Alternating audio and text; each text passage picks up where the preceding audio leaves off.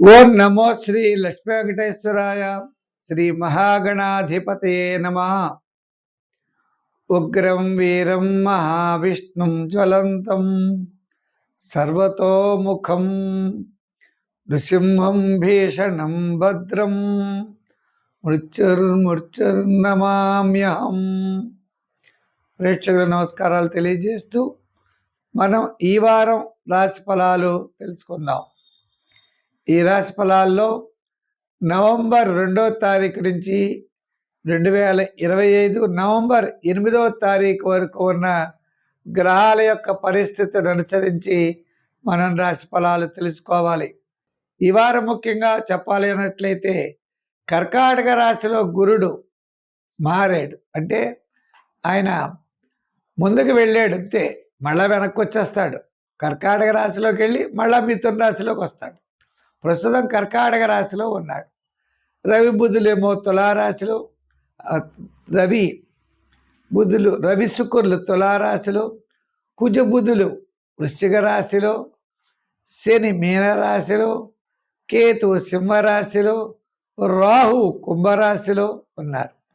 అయితే చంద్రుడు మీన, మేష, వృషభ రాశుల్లో ఈ వారం చంద్ర సంచారం ఉంటుంది. కాబట్టి ప్రతి ఒక్కరూ కూడా ఈ యొక్క గ్రహాల యొక్క మార్పును చూస్తూ వార ఫలాలు తెలుసుకోవాల్సిందిగా కోరుతున్నాం. మీనరాశి. ఈ మీనరాశి వారికి చంద్రుడు జన్మ, ద్వితీయ, తృతీయ స్థాన సంచారం గత 4 వారాల కంటే ఈ వారం చాలా అనుకూలంగా ఉన్నది. కుటుంబార్థిక సంతానపరమైన వ్యవహారాలు ప్రోత్సాహకరంగా ఉంటాయి. వార ప్రారంభంలో కార్యజయం, ధనలాభం, వారం మధ్య ముఖ్యమైన వ్యవహారాలు యోగించడం, వారాంతం కూడా చక్కగా యోగించడం ఉంటుంది. ఈ వారం మీరు అనుకునేటువంటి పనులన్నీ కూడా విజయవంతంగా పూర్తి చేయగలుగుతారు. విద్యార్థులకు కాస్త ప్రోత్సాహకరంగా ఉంటుంది. ఆర్థికపరమైన సర్దుబాట్లు జరుగుతాయి.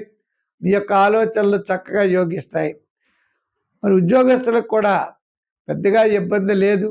రాజకీయ నాయకులకు కూడా ఆహ్వానాలు అందుకుంటారు. వృత్తుల పరంగా మనం చూస్తే ఆర్థికపరమైన డెవలప్మెంట్స్ ఖచ్చితంగా కనబడుతోంది.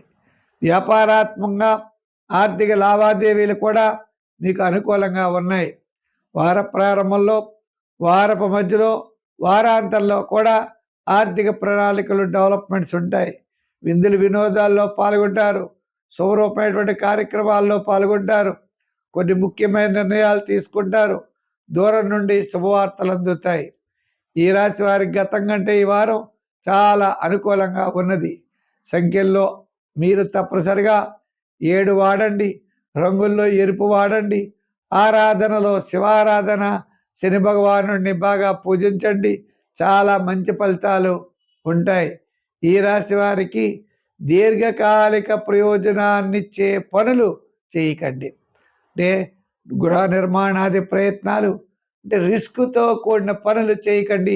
జనరల్ పనులు చేయండి, తప్పకుండా అనుకూలంగా ఉంటుంది. ఈ కార్తీక మాసంలో తిలదానం కూడా మీరు చెయ్యండి. మంచి ఫలితాలు ఉంటాయి. స్వస్తి.